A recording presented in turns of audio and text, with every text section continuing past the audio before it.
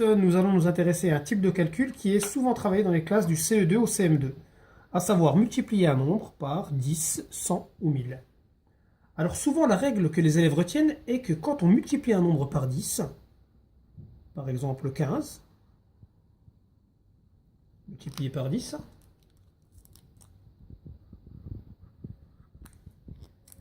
et qu'il faut rajouter un 0 si je multiplie par 10, ce qui nous donne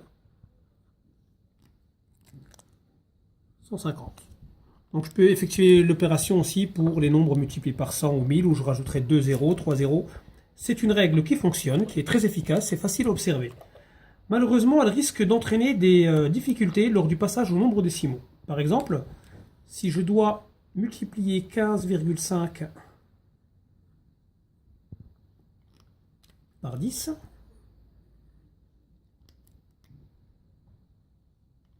on a souvent ce genre de réponse dans les classes du CM1 ou CM2, à savoir c'est égal à 15,50, ou alors c'est égal à 150,5.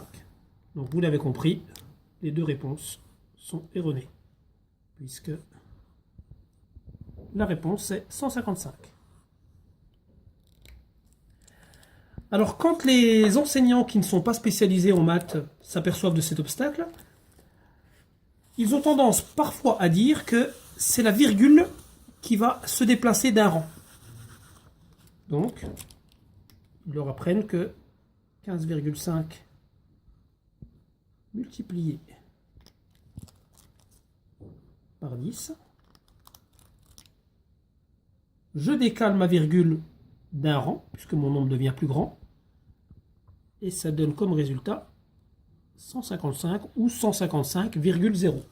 Alors effectivement ça fonctionne, mais c'est une règle de mathématiques qui est fausse, puisqu'en mathématiques la virgule ne se déplace pas. Alors voilà ce qu'il faut dire et faire comprendre aux élèves. Tout d'abord, il faut bien leur expliquer comment est formé notre système de numération. À savoir que deux nombres qui sont côte à côte ont un rapport de 10 entre eux. C'est-à-dire que les dizaines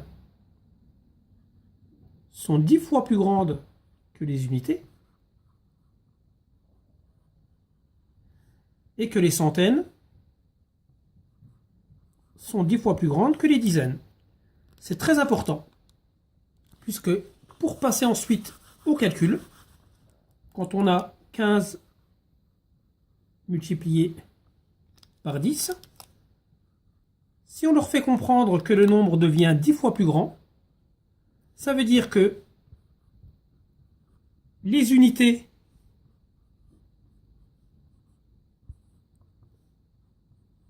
deviennent des dizaines et que les dizaines deviennent des centaines. Alors pour être plus clair, on peut utiliser un outil